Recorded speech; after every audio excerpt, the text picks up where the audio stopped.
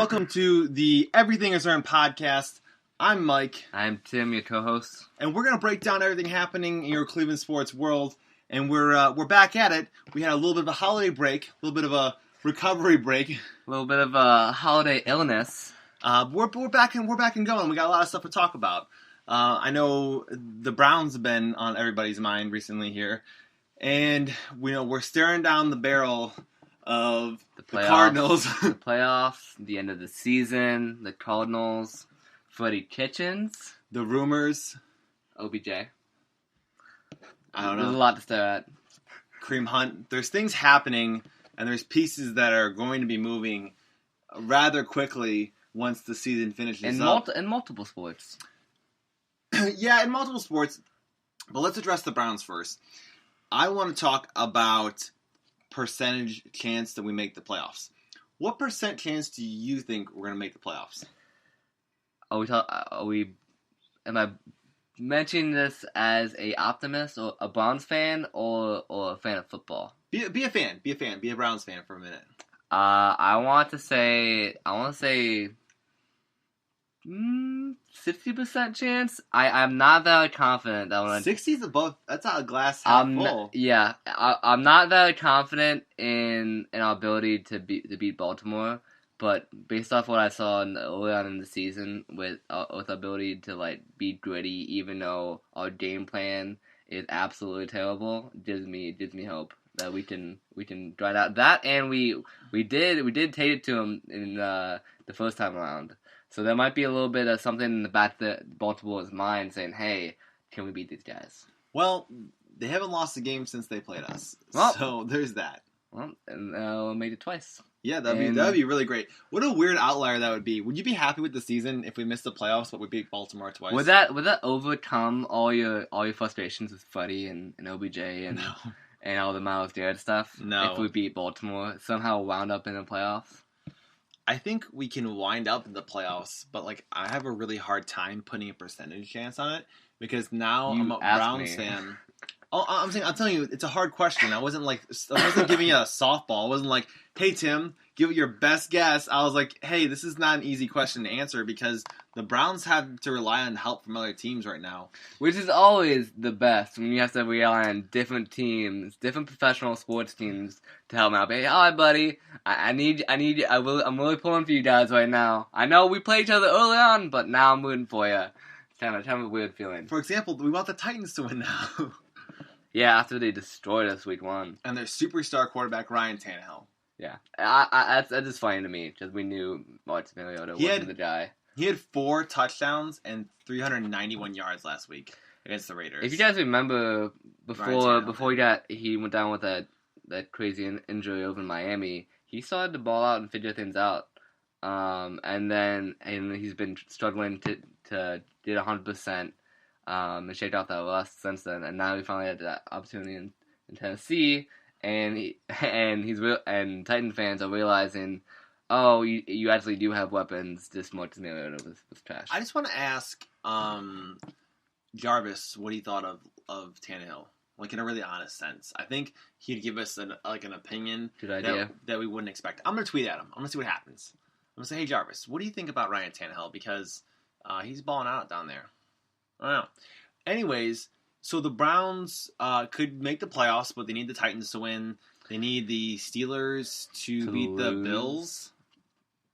Yeah. No, they need someone to lose. They need the Buffalo, I think, to beat the Steelers. Yes, Buffalo needs to beat the Steelers. You're right about that. Let me reference my and they need Tennessee to win 2 out of the last 3 games. Yeah, so if not, they need a whole bunch of other crap to happen. Yeah, it always gets really dicey. Yeah, the best chance is I think we just need us to win out and Titans beat the Texans twice. Yes, which is doable considering how they've been playing lately. That team's kind of woo. But I wouldn't. Like, woo. But yeah, the Texans are a good team. So we'll see how that shapes down. So I wouldn't be surprised either way. I think if it shapes out, if the Houston Texans win one of those games and eliminate the Browns from playoff contention, or you have Tennessee coming out hot and giving the Browns a chance to slip into the playoffs. Yeah. Here's a question I have for you. As much as like Freddie talked about like not having leaks and crap in the offseason, do you feel like there's been leaks throughout the entire season? And he just mentioned how they have a pretty good rap on the locker room, which I thought was hilarious. And they ignore the outside noise. I mean, the only thing that's been happening is noise. It's only been noise. It's only been noise. It's been like 10% football and 90% noise. You've got crap from all the NFL and ESPN analysts. You have Baker snapping back to Rex Ryan. Like you have Baker like literally calling out reporters, calling out Grossi like mid interview mid press conference. Just a whole bunch of this noise. Jeez, Tony. Every other game early on the season, it sounded like Baker was just making it a point to be like I'm not to let the haters get the best of me or the doubters. Like I'll thrive off. He's playing better football. He is, but like I don't care about that. Can I say something? I expected him to go down and get the tying touchdown versus the Steelers, and he disappointed me. I think the Browns as a team disappointed us. I think you had a third string quarterback, and Mike Tomlin out coach you, and out game plan you, and you bring up a good point. I think about the running game. Oh, thank you. About the second half there. Yeah, we only had 6 rush attempts the whole second half against the Steelers. Yeah, and 5 in one possession. So you had 1 rushing attempt, and the other 5 or 6 possessions we had in the second half. That's upsetting. The other thing that's kind of upsetting is if you watch the Cincinnati game, it was close to zero fun. But what happened was they ignored Chubb and Hunt again. They got them against a bad team. Against a bad team. That's just awful. Not a bad team. The worst rushing defense in the NFL.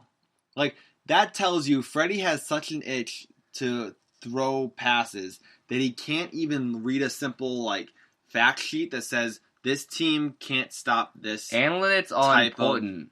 Play. They're not nearly as important. It wasn't in even football. Analytics. It was a basic stat that anyone could pick up and go, "Oh, run the ball versus Cincinnati." And Freddie was like, "Nah, we're gonna do it. We're gonna throw them off their game." Yeah, but I'm taking one step further. As in, with football, analytics don't play nearly as much of a factor. We saw that with the old regime with Paul DePoster and stuff like that. DePossessa? DePossessa. Try to Podesta? Yeah, okay.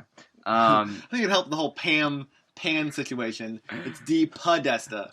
And Pan with an M. 2 N's. Anyways, you were saying? I was saying that they tried to do a Moneyball scenario with all the college stats. Pause though. And all the awards in college didn't work out. But you still need to follow some. There's some true. They did do the contract flip. They did the NBA contract flip, but they got Brock Osweiler and the pick that ended up being Nick Chubb. That was pretty slick. Do you hate that regime or Paul? Yeah, however say you last name more. They didn't add any talent. They knew how to tear it down though.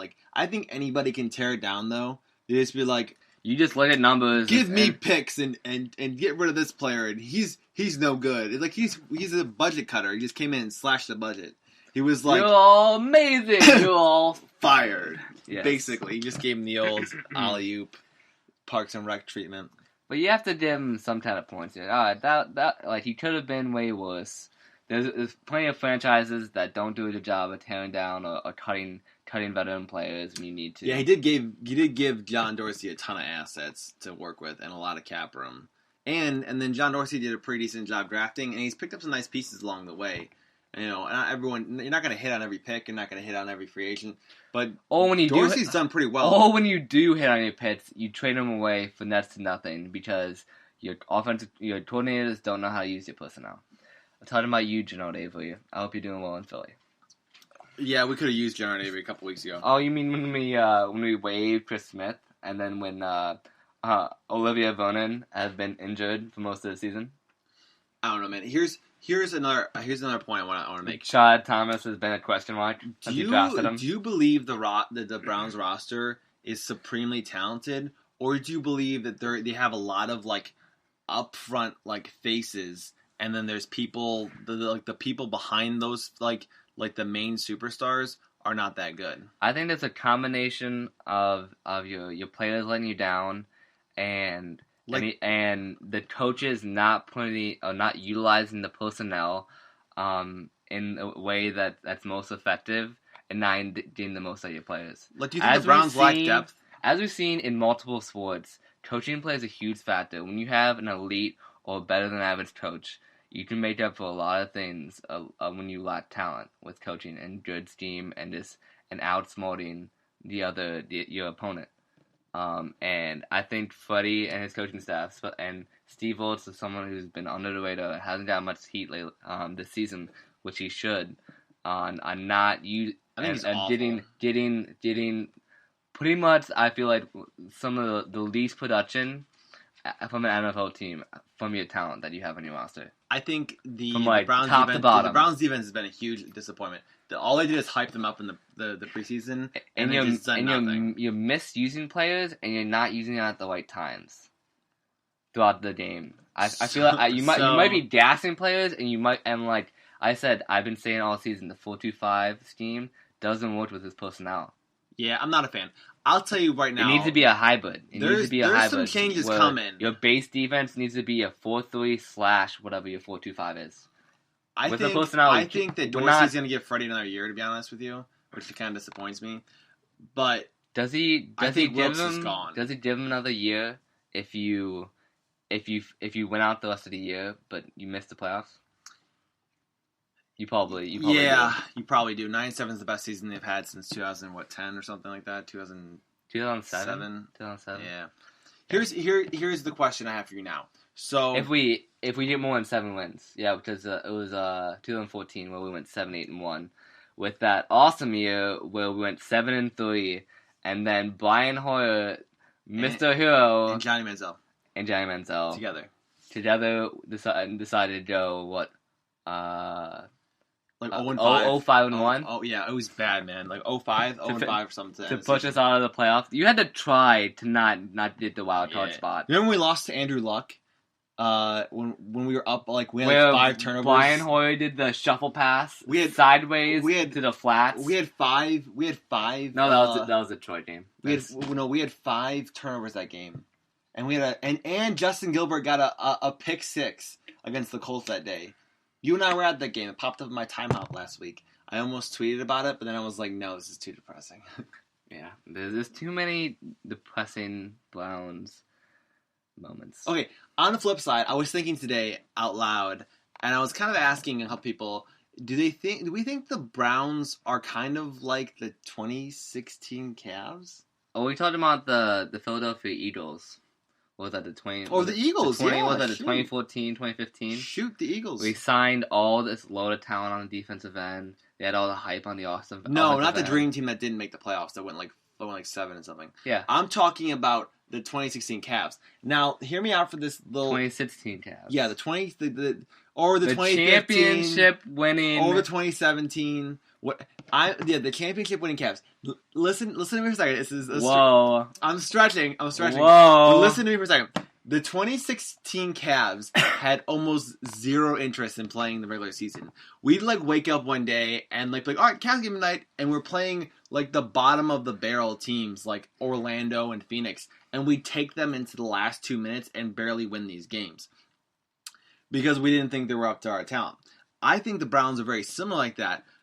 But here's my point where I think if the Browns sneak into the playoffs, I think you raise the level of intensity. And I think the Browns team, especially guys like Odell and Jarvis, and some of the guys on defense like Joe Schobert and those guys kind of raise their level of play to where you could win a wild card game.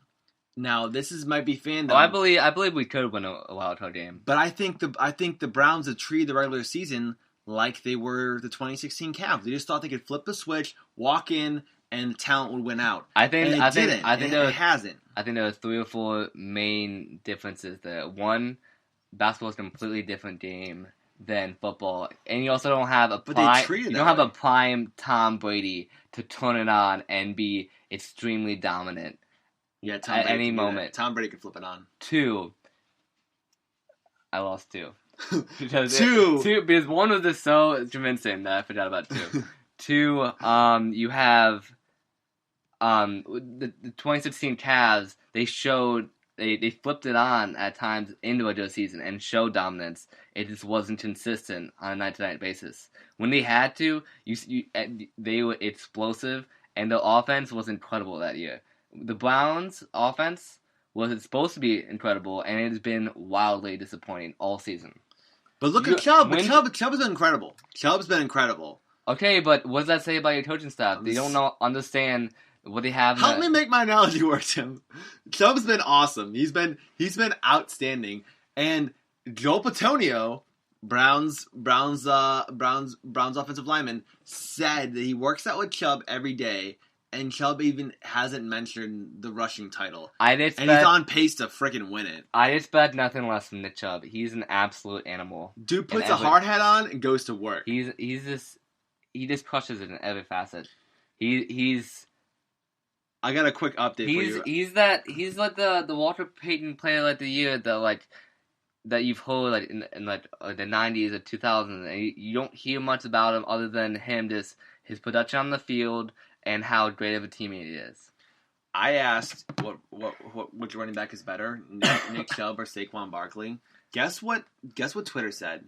Overwhelmingly, 93% of people at this point of the poll has said Nick Chubb over Saquon Barkley. We asked the same poll last year, and I believe it was a dominating. It was dominating for Saquon. I want to say it was like 70-30. Like the Chubb fans were out there supporting, but like it was Saquon like big time. I just what a difference a year makes. I just looked at the Nick Chubb situation and such a bigger picture. With him dominating the way he should, it should not even be a thought to have him as your main. Your primary way of offense, of running offense, and you should have a pretty good passing game because of it. But for whatever reason, Freddie can't have his passing offense benefit from how dominant Chubb has been all season. You need to run play actions when you need to run. Yeah, all season long. Anytime you do it, lots of play action. I've been saying it all year. Also, Greg Robinson's a garbage left tackle. Oh, he is. He's a dumpster fire. Like. First thing that Dorsey has to do is draft a left tackle. And Hubbard. Have you seen Hubbard? He can't. He allows every edge rusher to get around him so quickly. And then I don't think Baker's done a great job of stepping into the pocket because he doesn't trust his line, obviously. When he steps up, Baker plays really well. Yeah, when he steps up in the pocket, I'm not gonna blame him. He got his hand hurt last against the Steelers. There's been a lot of adversity. He was on the run that game. Like for like the entire first half of the season. They were after his butt. The entire first half of the season. But yeah, I've been saying all season we should be like the scheme. We should be like the 2017-2018 LA Rams. And what I've compared blocking.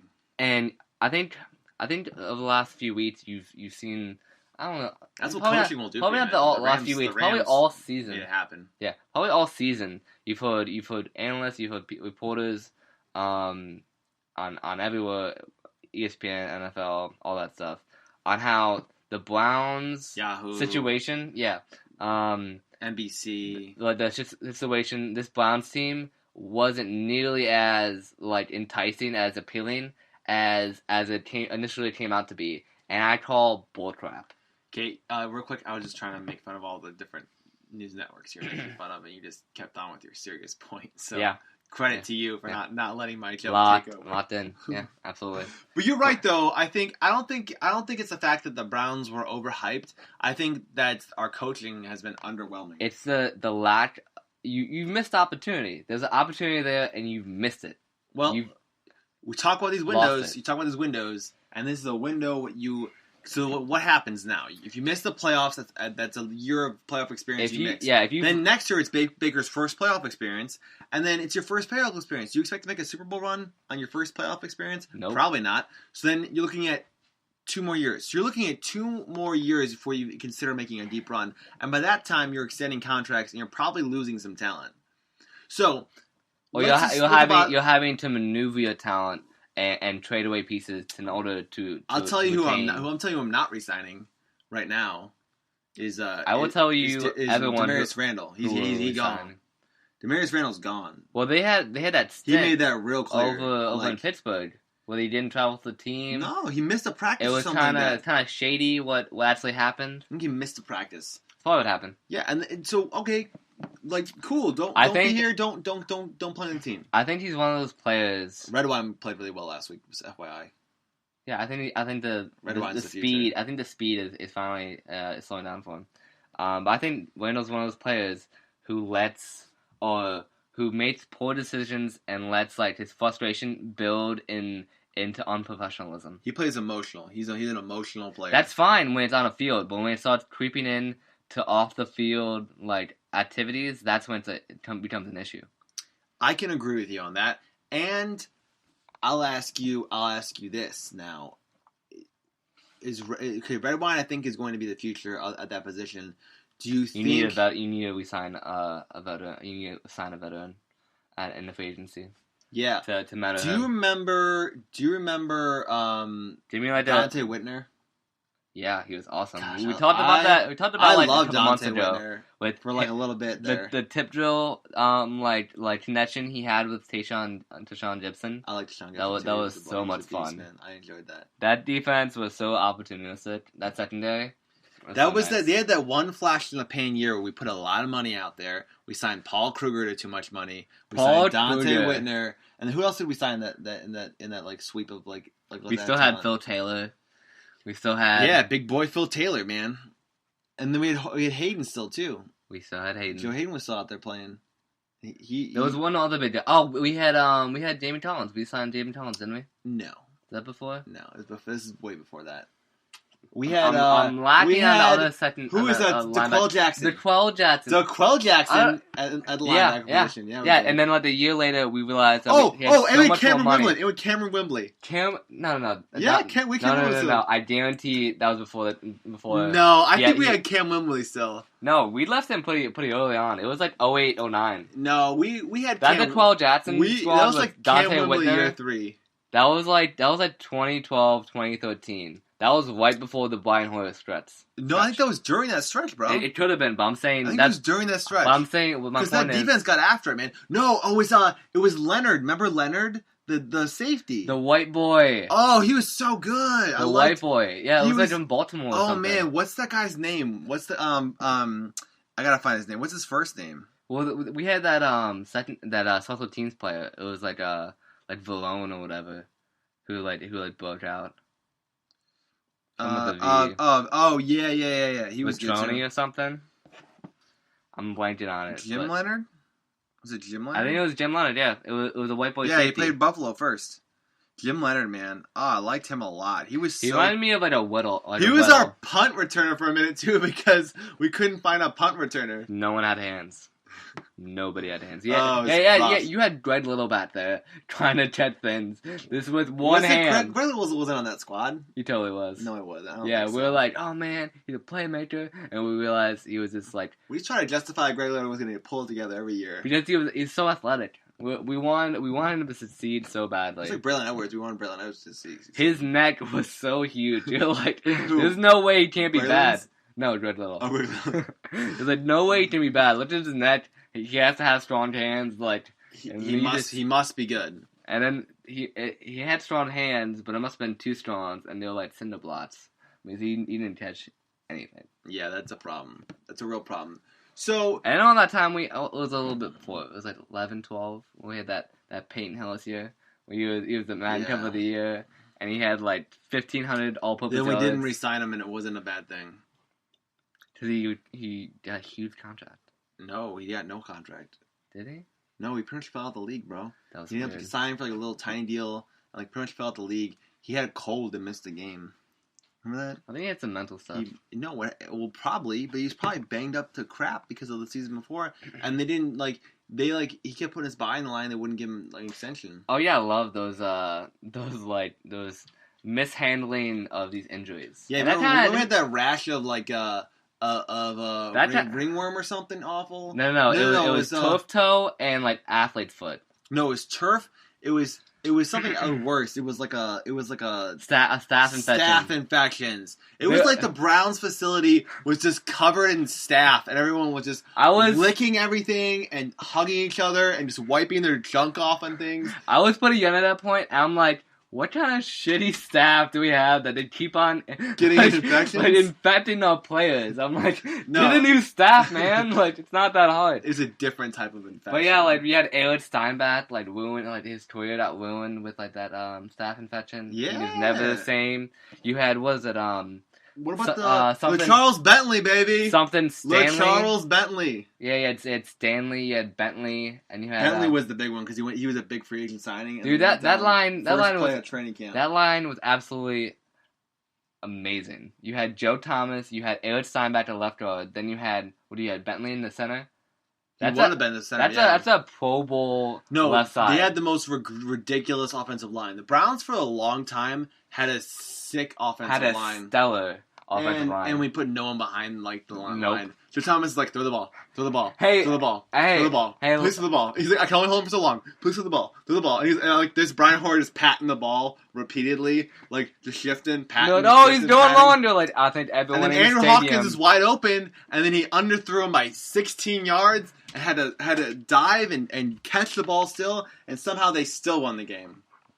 Yeah, that's versus a wide open touchdown. It's versus the Saints. Yeah, that was always the most upsetting. You had Andrew Hawkins, just a straight boner on those play actions, and Brian Hoyer just tapped the ball repeatedly and then underthrew him and threw a giant just dots up in the air. On the plus side, I do love what Andrew Hawkins and Joe Thomas are doing now in their broadcast, like podcasts, like it's a lot of fun. Just careers. It's just fun. They just bring a nice flavor to it. But you guys remember that the right tackle on that cellular line? Oh, who is it? I think it was Floyd Womack. Womack? Oh, I remember Womack. I think it was Floyd Womack. That big boy on the right tackle. He's a big dude. Who is our right guard? I think it was Was it Stanley? No, it was what's his face's was it Schwartz? It was no, that was Mitchell before. Schwartz? That was before his time. I think it was Mitchell Schwartz because we developed that boy. No, that was before the time. With his brother Greg Schwartz. I think it was Mitchell Schwartz.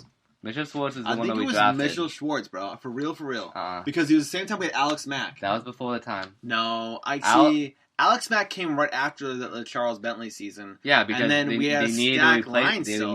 That line him. with Alex Mack and Joe Thomas and Mitchell Schwartz was ridiculous. Okay, I think it might have been the year after, but he definitely wasn't in that line. We had an all-pro line for like 3 Steinbach. or 4 seasons, and it was like I think Steinbach was there, bro. Because he fell off. We put some money on the line. His career fell off. But he played in maybe 1 or 2 other teams and quickly retired. I don't know, buddy. I don't know, man. I'm not sure. Let me ask you last question. Did the Browns make the playoffs? Yes or no? I'm gonna say no. Okay. I'm gonna say the end of the season is gonna be just as disappointing as all the in between stuff this season. Thanks for all that. I'm gonna say yes because I have faith that Ryan Tannehill and the boys are gonna make it happen. Just blind faith. I don't need facts, Tim. I need blind faith. Blind faith. I've been a Browns fan all my damn life, and if I think the Browns are gonna make it, then they're gonna make it, man. Because this time it's different. This time, we have Baker Mayfield, New Year, man. And Jarvis Landry, and Odell Beckham, and Nick Chubb. Chubb's the X Factor. The Browns are going to make it. Teams are banged up, bro. It's going to happen. You heard it here first. That is the most Cleveland answer you can give. Hunter Henry and Ryan Tannehill are going to take it to the Texans. We're going to be fine. We're going to have a good opportunity. It's a matter of winning now. I'd have to bring you back to baseline. I don't want your baselines. Next topic. We're going to talk about the Cavs real quick. All the hype. The Cavs are going to make some trades, and they're going to come up real quick here. The 15th is the day in which players who signed free agent contracts this past summer, can get traded. So that brings a whole bunch of more players on the board. It's going to be lovely. The Cavs are likely going to gut most of this team. It's going to be real interesting because I think the only players I'm keeping that I want to keep right now, I'll list them off for you right now. I'm going to keep Kevin Porter Jr. because he has the highest ceiling of any Cavs. Who are your non-tradables at this point? Non-tradables, it's Kevin Porter Jr., it's Darius Garland, it's honestly, I want to keep Henson. Like, is there more than five? Kevin Porter Jr. Is there more than 5 people on this roster that you wouldn't trade? If the price was right? No, I'm keeping only Kevin Porter Jr. and Darius Garland pretty much at this point. And Dylan Windler. And Windler, you're right. And Windler. If we're thinking about he hasn't played yet. If we're thinking about the strappy left-hander. I like Windler a lot. He's a good player. I'm gonna say he's gonna be a long-time NBA player if he can be healthy. He's gonna be nice. I think he's got a real. He has all the intangibles. Nice basketball game. Real nice mature game to him. Yeah, he has about a European game. He just plays basketball the right way, and you'll hear the announcers repeatedly say that. Yeah, don't worry. Wait till Austin Carr gets a hold of that phrase. He'll be like, he just plays the right way. Just right down, up and down Euclid. And him and Campy Russell will talk about how he dribbles the least, which is their favorite thing to talk about, and how that keeps the ball moving, man. That directly attributes to wins. I told somebody today that I think Windler can be like a Joe Ingles type, and they asked if I was high, and I said no. You just haven't watched Dylan Windler enough to know his potential. It's the eye test. Bro, the eye test in basketball means more than the eye test probably in any other sport. I promise you that. Promise you that. It's the most obvious. And people can bring up facts or how people are currently playing or Jimmy James, how they just did. And I can always just go back to the eye test. I can give you examples. Like, if you bring up Darius Garland, how he struggled, how he hasn't made open shots, how he's been indecisive on what shots to take, and he's been very turnover prone on what windows are open, then I'll say, yes, I agree on all the things. But I will raise you a scenario and say he'll have a type of a season, not the level of, but Trae Young the second half of the season, where you start to figure it out, and then his strong suits, his passing, and his shooting ability will start to come out as the game slows down. Remember, he only played 5 college games. So basically, he played high school ball, played 5 college games, and now he's in the NBA. In kind of a smaller school in Vanderbilt. Right. So he's ultra talented, and it's a big leap to make. And I think what you're going to see is that you're going to see him start to level out here. And what I can tell you from the eye test from Darius Garland is that the kid can play basketball. He doesn't lack the ball handling. He doesn't lack the passing ability. He doesn't lack the shooting ability. He has the IQ. It's just a matter of putting it all together. And it takes a little bit to do in the NBA, especially when you're making that kind of a leap. What I will tell you is, and how we can say the eye test is super important, is you can see the difference between a player that could be a starter in this league or a bench player or out the league. It's really obvious because players, or just a respectable role player. Players once you get to the NBA, you almost you very that's pretty much your baseline a lot of times. You don't get to you don't see players making giant jumps from when they hit the NBA to where they are 5 years down the road. Players pretty much are what they are, and the only thing that happens in between is whether or not they pick up the NBA style or not. That, and I think they figure out, I think it's very vague, but they figure out how the NBA works, what they're allowed to take and what they allowed to take from other teams in game, how they just what to do. The flow of the game is different. It's different basketball. If you remember, NBA basketball is different than any type of basketball. If you remember Ricky Rubio in Minnesota, he was a very crafty passer, but you can't say much more about that. Now in Phoenix, he's leading that young nucleus over in Phoenix into a potentially playoff year. Yeah, but he's not a superstar. Ricky was not a superstar. But no, he knows. But he knows exactly what he does. His role, and he's crafted out this play style that he I've actually do in the NBA. Right, and I've actually kept track of him this year, the Suns, and he's getting buckets on offense that he's never got in his career, because he's realizing that with the skill set he has, it opens up the ability to kind of be more of a scorer than he normally would be, because he's such an unwilling passer. Right. That people just learn his style of play, and then you have to account for what he does. And so when that happens, something else opens up. And that's something that Darius Garland is going to figure out. that these young players are going to figure out. That's something Sexton hasn't figured out. That Kevin Porter Jr. is going to figure out. And we talked about the intangibles, stuff that we liked about Windler, stuff that we liked about Garland. It's those reaction time and, like, you reaction off players doing things. So the more experience that you get off and seeing that from different players and different teams throughout the league, the more you can kind of develop your response to it. Because as a guard, you're taught to react and take what the defense gives you. Yeah, and be reactionary and take what the defense gives you and take up the space it gives you, and kind of like play mind games with them and to get what you want. Basketball is the ultimate chess game. It really is. It's the ultimate chess game.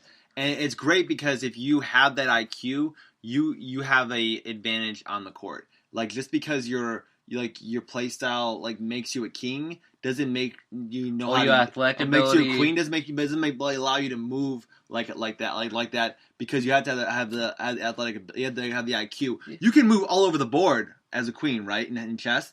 But if you don't know what to do with that queen and know how to move it, or use other players, that could be the most like detrimental piece to you and open up your king. Yeah. Same way in basketball, you gotta understand that you can have this athletic ability, but you have to have the IQ and to put it together and to make the most of that. So I'll give you a scenario. I'll give you two things. I'll give you one positive, one negative. One positive that I see in the player we are most frustrated with on a daily basis is Colin Sexton. His positive to me is he's developed that 8-foot teardrop shot because he was taking the ball and he was taking an extra dribble and getting blocked. He developed that. That's excellent because now he hits that teardrop with consistency now, which is excellent. Yeah, I think John Beilein, I think he talked about his offense. He wants threes or he wants layups. So with Colin Sexton, he's like, all right, so I'm trying to layups, and then with his athletic ability and kind of the lack of ability to fool defenders at this time in his career, he has to utilize his athletic ability, and big man and rim protectors know that he's going for layups. So then he had to adjust, and like you said, he developed that little 8-foot floater. Here's my negative that he still hasn't. Here's my negative that he hasn't learned yet.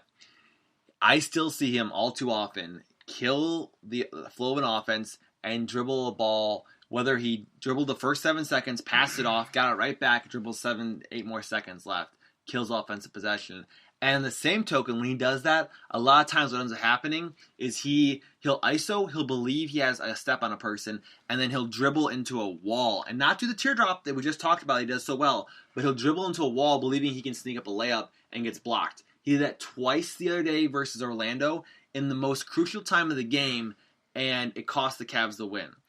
That's what I'm saying about Sexton that is annoying to me, is that he's learned pieces, but some of the most glaringly obvious adjustments he can make, he still believes that he can get by with people with his raw athletic ability and isn't reading the court properly. Or reading the open passes properly. Because in those plays, he had Jetty in the corner. Just like last night when we watched them against the Rockets. Yeah, Jordan Clarkson's a great player, great scorer. Do the same thing. But he dribbled into a defender and was trying to force up a little fadeaway, and he had Kevin Porter Jr., who was having a career night, open for three, and ignored him. That's just some of the stuff you can't have at the NBA level, especially when it comes down to execution at the end of ball games. And with a young team like the Cavs, they haven't quite figured that out yet. And my worry is that I've watched Colin Sexton last year, watched him this year, and I've established through the eye test and through the game and the film we've watched and say he doesn't have the ability to make those adjustments. It's not going to happen for him. So he is going to be a Dennis Schroeder off the bench type of point guard. And now that we've had this emergence of Kevin Porter Jr., I fully believe that the Cavs see him as a starting two. And it's going to happen sooner rather than later. And if we make some trades here, he could very well be starting for the Cavs, in a few short weeks. I think you made a ton of points that I was going to hit on. I think one thing that's important that you mentioned I want to hit on a little bit more is you mentioned that he wants to just use his raw athletic ability. And that worked for him in college. That worked for a lot of players, regardless of what sport, in college, because they're an elite athlete in their respective teams and in college. But when it comes down to the NBA, you literally have those same best players, those same best athletes from every year for the last 15, 20 years on the best teams in the nation from those colleges, playing and getting better and better and becoming grown men in that league, and they've seen everything. So if you're Colin Stetson, your biggest advantage right now is your speed. Once you're in a half-court scenario, that doesn't really benefit you that much. And we talked about, I think the biggest thing, we talked about the intangibles with Colin Stetson. I think at this point, he's a much more limited offensive player than he thinks he is. He thinks he's this 15, 20 shots a night player who should be demanding of the primary scoring option. He's not. When you have one dribble move, and you have speed, and you don't have a step back shot, can't really shoot off the dribble, and you're reliant on Pitts. He's got no back down game. Pitts all the time. Yeah, you don't have the strength to be in the post or the game or the footwork right now. And I think everything with him is a little bit off. I think the important thing that before you start criticizing our opinion on Stetson is using to watch solely him on offensive possessions. I love doing that. That's a really fun exercise to do. Part of the I think that's a great way. I didn't mean to cut you off, but I think that's a great way to develop your sense of the eye test. Is start watching individual players and what they do for your possessions, because a lot of people have an incredible more amount of value than people pet them for or give them credit for, because they don't see all the little stuff. They don't all see the stuff that doesn't show up on the stat sheet. Yeah, I agree with you there. That's a really fun way to watch sports. And if you don't get anything else out of this podcast today, try doing that in any sport you watch. Pick a player you like. Pick a player you like. Pick a player maybe you're annoyed with. Pick a player that you think would be interesting to watch on possession. Or might be really good in the future, and see how he develops by watching him in like individual possessions, individual drives, or individual plays depending on what sport it is. And I think that's some of the most fun that you can have watching sports. That you can have in fandom is when you take one individual person and you see just the impact, and either mentally, and see the progression that they're going through during that play, and you're saying, "Wow, that is incredible." That's why you can appreciate great players like LeBron, like Jordan, like Kobe, like Leonard, like Kawhi Leonard, like Paul George. All those players in the NFL, Tom Brady, Aaron Donald, watching Aaron Donald on a play-to-play basis is ridiculous. Like, it's insane. The guy is an animal. If you enjoy watching football, just watch solely him. I'm a Rams fan. He blows up plays on every possession. In 2017 and 2018, and if not, he draws penalties, which negates the entire play from the offense. He is by far, I think, the most valuable player, if we're not talking about quarterback. He was the number one player in the NFL Top 100. Yeah, this year. He was back-to-back Defensive Player of the Years in 2017 and 2018. And the crazy thing about 2018 is on 72% of his snaps he played, and he played an incredibly high amount, he was double-teamed. And he had the most stats in the league with like 22.5. It's just silly stats. From a nose tackle position. This is unheard of. This absolutely unheard of. He wrecks game plans. He's a game plan wrecker.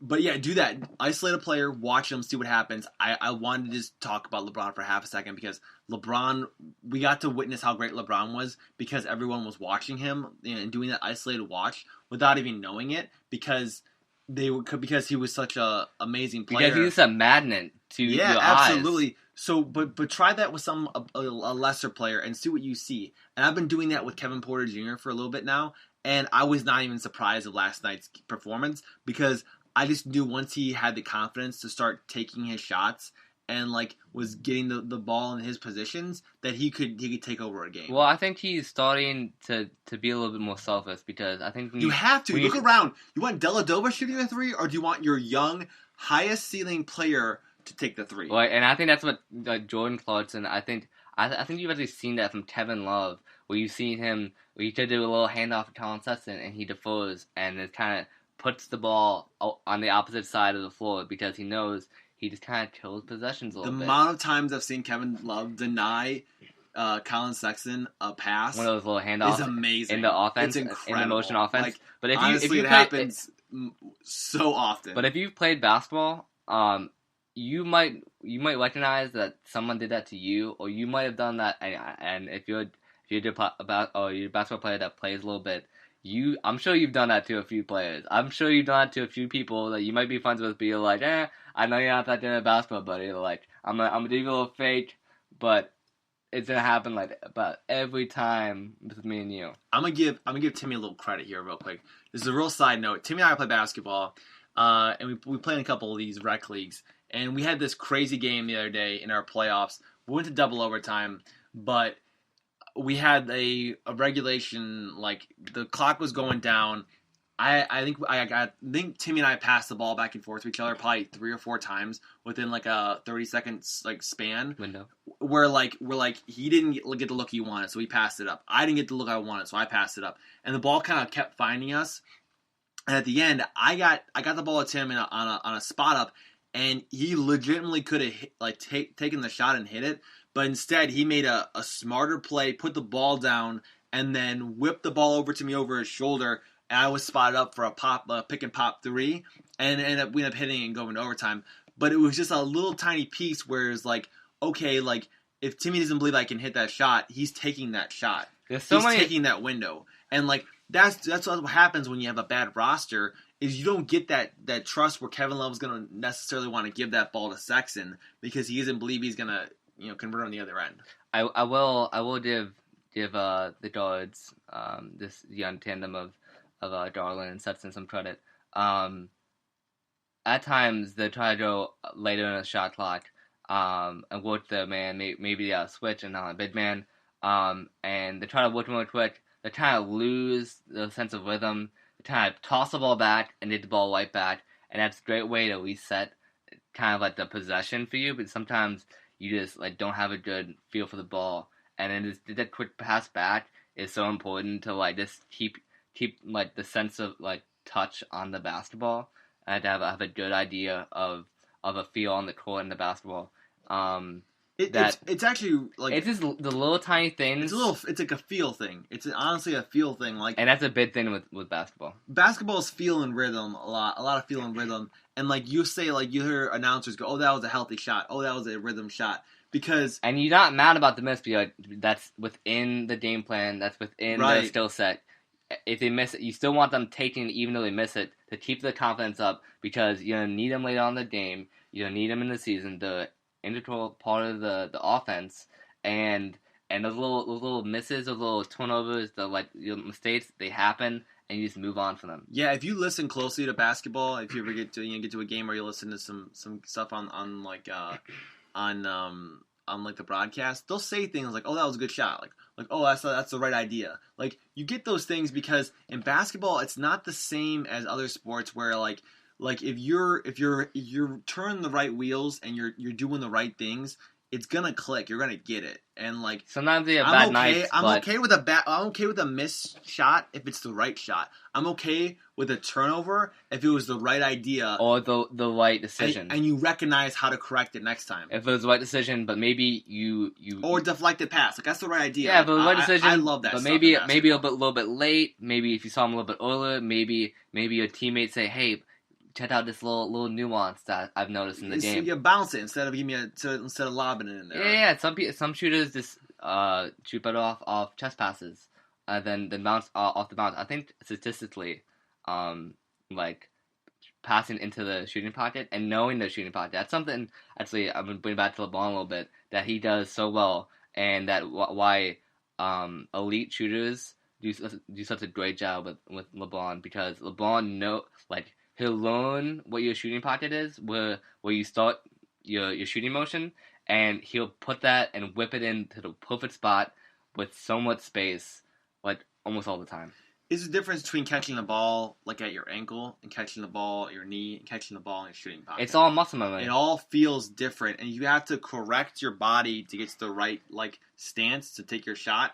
Your accuracy is going down, and it's taking away from your shooting motion, or it's reducing the time you have to get that shot off. And it's a worse shot too. The quality of shot is being downgraded by the pass that you're receiving. That's why hesitant shooting is such a dangerous thing to do, because when you get the ball and you pump fake and then you're like, oh, you didn't fall for it, I'm going to take the shot anyways, that's such a hard thing to do, because now your rhythm's totally freaking off, and then you have to put yourself back into rhythm and then have the proper form to go into rhythm is such an important part of basketball. That's why you're going to listen to Austin Carr next time you listen to a Cavs game, and he'll say, oh, it's good when Larry Nance shoots like confidently, decisively. When he doesn't We've hesitate. Been talking about this decisively. It's perfect. John Beilein he's a talks good about shooter it when he's not shooting, when he's not pump faking and hesitating and jab stepping. Indeed.